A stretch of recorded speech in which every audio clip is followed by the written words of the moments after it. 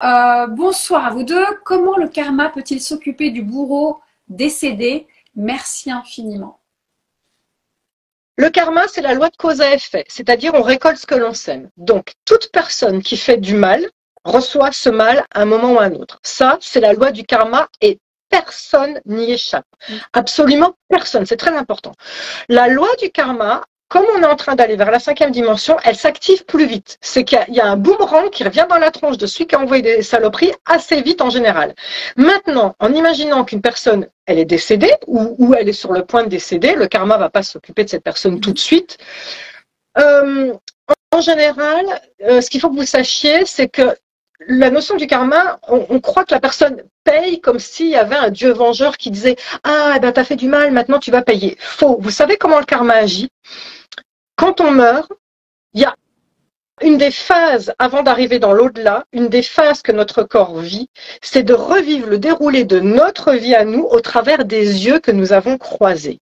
Donc quand on est un bourreau et qu'on a fait souffrir quelqu'un, on va vivre au plus profond de sa chair chaque douleur qu'on a infligée. Mais on le vit. Vous voyez la pire des peurs que vous avez, ça se manifeste. Vous voyez comme ça se manifeste. Eh bien, c'est pareil quand on n'a plus de corps. La pire des peurs, c'est dans le corps émotionnel, ce n'est pas dans le corps physique. La personne morte va le ressentir. Et donc, là, elle va prendre conscience de ce qu'elle a fait. Et c'est elle qui va demander à payer. C'est l'âme du bourreau qui demande à payer, qui va dire, moi, je ne peux pas vivre avec ça sur ma conscience. Je ne peux pas vivre en ayant un niveau vibratoire bas parce que j'ai infligé des horreurs à quelqu'un. Donc, je demande à rééquilibrer cette balance et à renaître dans une famille où je serai la victime peut-être, par exemple. Hein, voilà.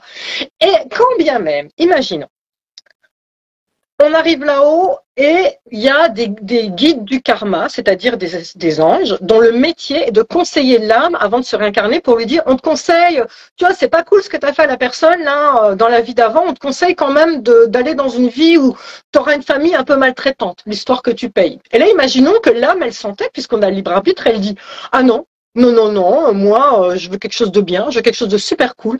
Très bien, madame. Eh bien, vous allez vous incarner dans une famille très riche et vous aurez tout ce que vous voulez. Eh bien, vous vous êtes jamais posé la question de comment ça se fait qu'il y a des personnes qui sont riches à millions, qui ont tout au monde et qui sont au bord du suicide en permanence parce qu'ils ont ce mal-être et ce mal de vivre. Ben, c'est ça. Il y a plein de façons de payer. Croyez-moi. Et puis, de toute façon, quand on a été victime et si on continue à espérer que le bourreau paye, en fait, c'est qu'on n'a toujours pas lâché. À un moment donné, ça ne nous appartient plus. Ouais. Tout ce qu'on peut faire, c'est on peut agir sur soi. C'est extrêmement difficile, bien sûr, et je l'entends. Mais je pense qu'on vit plus en paix à essayer d'être en quête, de trouver son équilibre propre, que d'espérer que la personne un jour paye ce qu'elle a payé. Et puis sachez aussi que parfois on ne paye pas de la même manière. C'est-à-dire qu'on vient les gens sur des choses qui sont pour eux hypersensibles. Par exemple, quelqu'un qui aurait maltraité une personne, mais qui pour lui, le pire du pire, c'est de devenir extrêmement pauvre ou de terminer sa vie, eh ben, il ne le paye pas de la même manière, mais pour lui, ça le touche peut-être beaucoup plus que ça. Donc, ne se préoccupe, enfin, c'est des questions, je pense, que beaucoup de gens se posent, mais concentrez-vous, l'énergie que vous avez, concentrez-vous sur vous, sur ce que vous pouvez faire et votre cheminement.